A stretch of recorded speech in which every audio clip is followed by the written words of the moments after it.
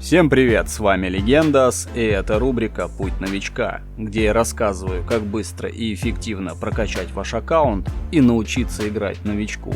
В сегодняшнем ролике мы поговорим о такой очень важной теме, как фреймдата. Термин фреймдата к нам пришел из старших версий игры Mortal Kombat 10 и Mortal Kombat 11. Это правило взаимодействия персонажей и механики игры.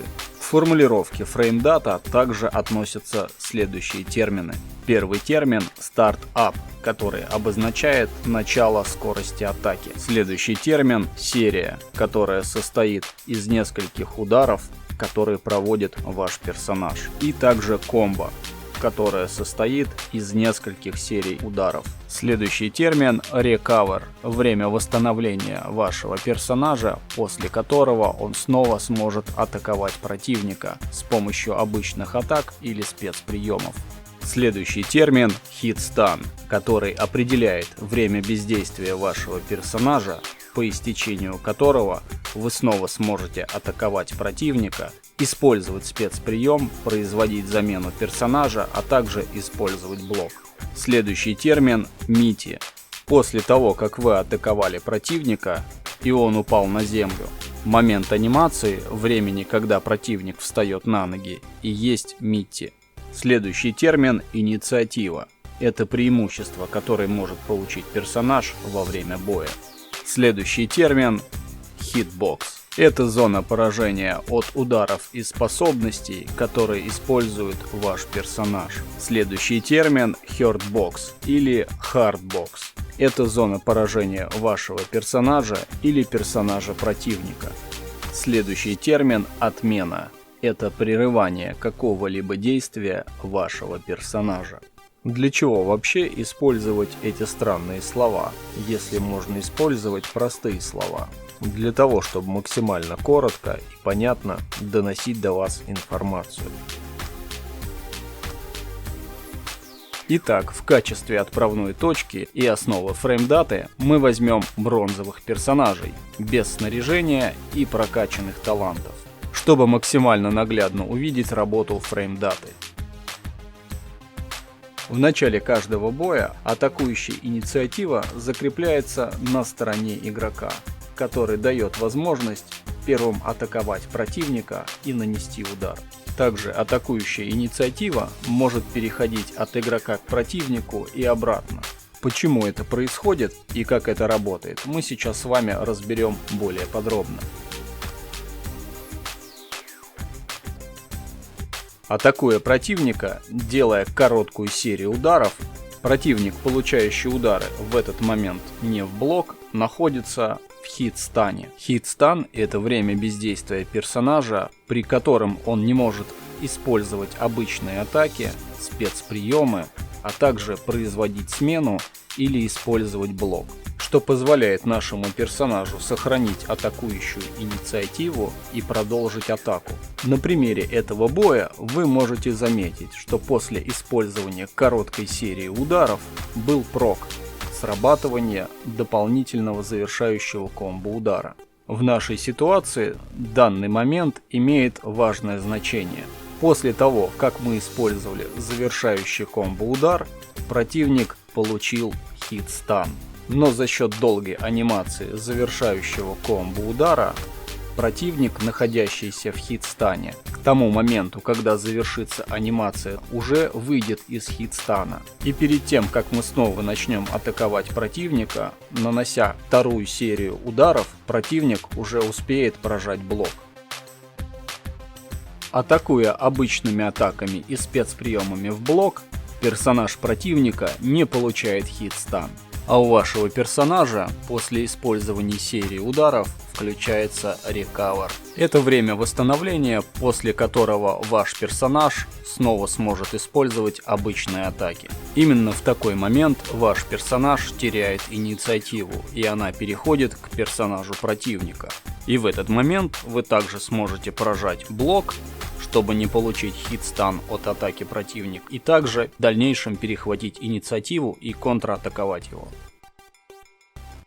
Также я хотел вам рассказать о таланте, который влияет на фреймдату вашего персонажа. И это талант точность, который повышает шанс на завершающий комбо-удар для вашего персонажа. При использовании обычных атак есть определенная вероятность, что в конце серии ударов ваш персонаж получит дополнительный шанс на завершающий комбо-удар, который наносит повышенный урон от обычной атаки и также дополнительно накапливает энергию вашему персонажу. И благодаря таланту точность вы пассивно повышаете урон для всех ваших персонажей в команде, а также продлеваете атакующую инициативу за счет дополнительного набора энергии от завершающего комбо-удара.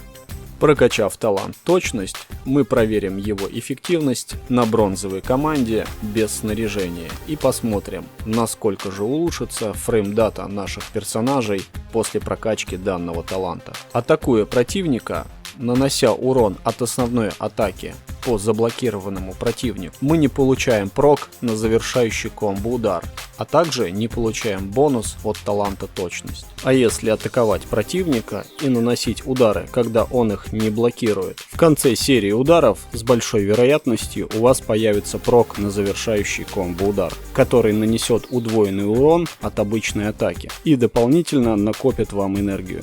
И как вы видите на примере этого боя, прокачки таланта недостаточно для того, чтобы эффективно сражаться и побеждать в боях. И для того, чтобы наш талант был более эффективный, нам потребуется снаряжение. И для того, чтобы улучшить фреймдату вашего персонажа, необходимо использовать снаряжение, которое имеет название блок-брейкер. Что же такое блок-брейкер? Это снаряжение, которое имеет шанс на пробивание блока противника при использовании основных атак вашего персонажа. Благодаря снаряжению с блок-брейкером и прокачанному таланту точность, ваш персонаж намного стабильней пробивает блок противника, а это значит наносит гораздо больше урона, чем в блок. А также, если ваши атаки наносят урон не в блок, они накапливают в 2 раза больше энергии, чем если бы вы проводили атаки по противнику в блок. И гораздо дольше продлевает атакующую инициативу за вашим персонажем, которая делает ваш прессинг более продолжительным и агрессивным. Открыв характеристики вашего персонажа, вы сможете увидеть такой параметр, как заряд силы. Данный параметр влияет на набор энергии вашего персонажа, а также влияет на фреймдату. А сейчас мы с вами объединим талант точность, снаряжение с блокбрейкером и снаряжение, которое увеличивает заряд силы. Обратите внимание, как сильно изменилась фреймдата. Благодаря блокбрейкеру ваши атаки намного чаще пробивают блок противника, наносят больше урона и в сочетании с талантом точность намного чаще дает вам возможность проводить завершающие комбо-удары. А снаряжение на заряд силы позволяет накапливать гораздо больше энергии и продлевать атакующую инициативу после того, как вы нанесли полное комбо противнику и продлили его с помощью спецприема. И если противник не заблокировал спецприем, вы сможете продлить атаку, начав с новой серии ударов, сделав полное комбо.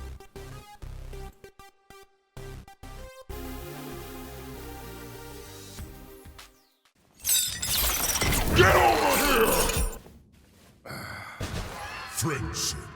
Scorpion wins. Flawless victory. Ну что ж, друзья, это была моя первая часть по гайду фреймдата, в которой я с вами поделился с общей концепцией механики игры и основной терминологии. В следующем выпуске фреймдата я вам расскажу о комбо-гайде, как грамотно выстраивать атакующую цепочку, чтобы максимально долго сохранять атакующую инициативу и быть максимально эффективным. И как сказал Брюс Ли, будь водой, друг мой, ведь вода может течь, а может крушить. Ну а я дальше продолжу играть в Mortal Kombat Mobile и делиться с вами новыми видео. Ну и как всегда по традиции, посмотрел ролик, оставь комментарий. Понравился ролик? Поставь лайк. Очень понравился? Подпишись. А также подпишись на мой второй YouTube канал, где я провожу стримы на разные игры.